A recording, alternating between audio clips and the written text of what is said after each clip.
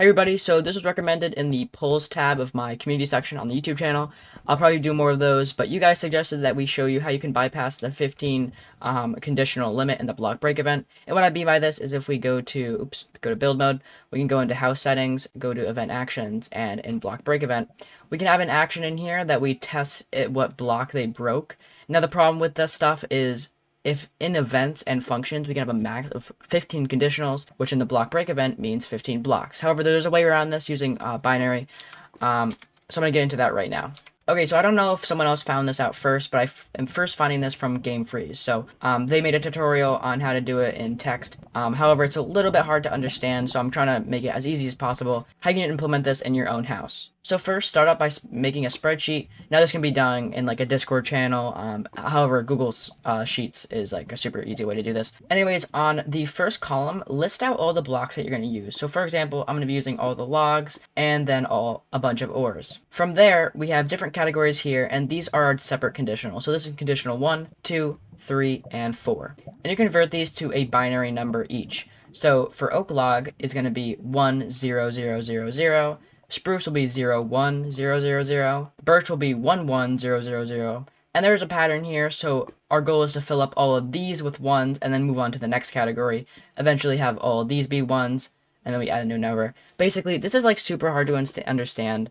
Now, it took me a while to understand it myself, so I'm going to show you an easy way on how you can do this. So I have another website linked in the description, rapidtables.com. You can convert decimal to binary number, which basically just means we can convert a whole number to binary. Okay, so for setting this up, you can either copy what I did here. However, you might have more blocks than me, so you might want more areas. In this H category, I number them. So oak log is 1, spruce log is 2, birch log is 3, etc. So oak log we want to be 1. So in this last one, we can see we have it set to 1.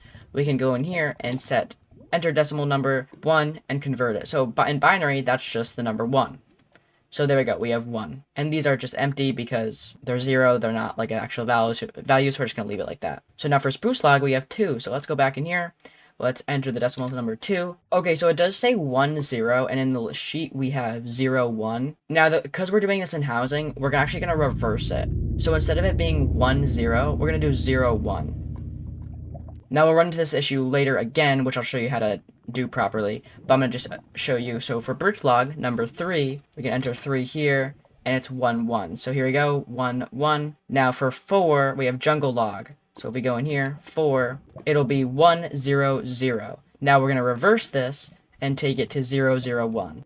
So we'll just go for a random one. We'll go to maybe 9 here, or actually a better example would be 11. So 11 is diamond ore. We have now I already have it set to 1101, but if we were to go here and put in 11, then you could see it would be 1011. And again, to actually implement this into housing, we reverse it. So instead of being 1011, we have 1101. So that's it for this section. I'm going to show you how it's actually to implement this into your house. If you have any trouble here, you can ask in the description or in the Discord. Discord would be better though. It's just a faster response time and just easier to communicate there. There's a link in the description to that. Anyways, so if you have a second monitor, then put this on like your second monitor. But what I'm going to do is just split my screen because I can't record 2 monitors very well. Okay, so here we go.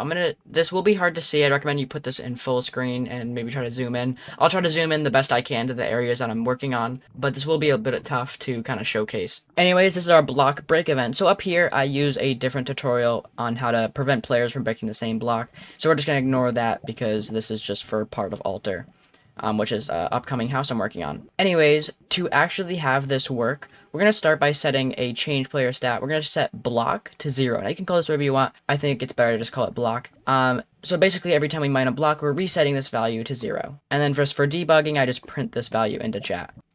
Okay, so here's our first conditional. Now it's very important that you turn on match any condition. This will mean that if any of these conditions match, which means any of these blocks that we're mining, then it will continue with the if actions, which is we add 1 to block. So I'm going to explain how I decide which block is here. So if we go over to our sheet, you can see the blocks here and the first column here.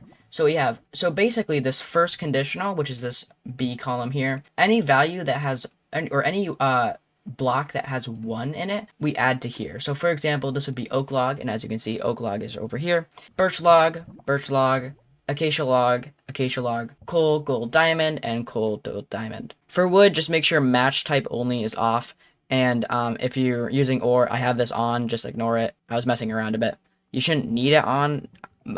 If you're having issues though, maybe try messing with this. Anyways, here we add 1 to block. So now if we mine any of these, our block value should be set to 1. So in the spreadsheet, this is the C area or C section. And basically this will be any value again that has 1. So our spruce log, birch log, dark oak log, coal ore, lapis ore, and diamond. And as you can see here, that is here. We have a spruce log, birch, dark oak, coal, lapis, and diamond. And here, instead of adding 1, we add 2. In the third conditional, I hope you get it by now, this is our D area. Any of the things that have 1, we implement here.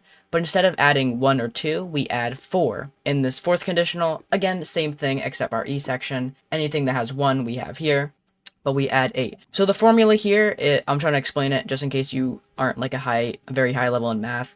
Basically what we're doing here is multiplying by 2 every time. So 1 times 2 is 2, 2 times 2 is 4, and then 4 times 2 is 8. So if we were to do more conditionals, then we would just multiply 8 by 2, which is 16. Next conditional would be 16 times 2, which is 32. So now down here, for showcasing in this video, I have different conditionals. This first one, we check if block is equal to 7, which is coal. Block is equal to 11, which equals diamond. Block is equal to 4, which equals jungle wood, and 1, which is oak log, which is just proving that it does work. So in the spreadsheet we saw earlier, if we just make this a little bit bigger, in our H category, we number them. So for example, diamond is 11. So if we were to go back to the housing editor action, then yeah, so if block is equal to 11, then we broke a diamond block. Okay, so now I'm going to showcase this to you in game. If you want to edit or test breaking blocks, you can go to your housing menu and make sure mode is on social. So you should probably be on build mode. We're going to click on that. Oh god, excuse me. We're going to click on that and change it to social mode, which will also give us this little visibility mode item. Okay, so let's just go into creative, grab the tools we need for testing, back into survival, and here we go. So I set up the blocks here that I have in the conditionals. So if we were to break this oak log, then it would say oak log. Now this is just for debugging, just ignore this. We can go over to this jungle log, break this, as you can see, jungle wood. Go over to this coal ore, mine this, coal and diamond, and we can, mine a bit more just to kind of prove that I'm not, like, I don't know. We can mine a bit more just to kind of prove, like, it does work. So yeah, this is a bit of a tricky tutorial. This is probably one of the most advanced ones that I will ever make. But that is how you can bypass the 15 conditional limit to your house. So if you enjoyed, thanks for watching. If you have any more ideas for other tutorials, feel free to put it in the description. If you need help with this video, you can also comment. However, joining the Discord would just be better. It's just easier. We're almost at 1,000 members, and it'd be super cool if we can reach that by the end of this summer. We also have a bunch of stuff in there, like resources for you guys and information about different mods. Little promo here. I try to stream as much as I can, and when I do stream, I hop on your guys' houses and review them, and all the viewers get to join too. We give like cookies, we review them, see what we think. We also do a bunch of events and more on stream. So if you want to be part of those, make sure you subscribe and turn on the notifications so you get notified when we stream. Or you could join the Discord and get the upload/stream role. But that's it. Thanks for watching.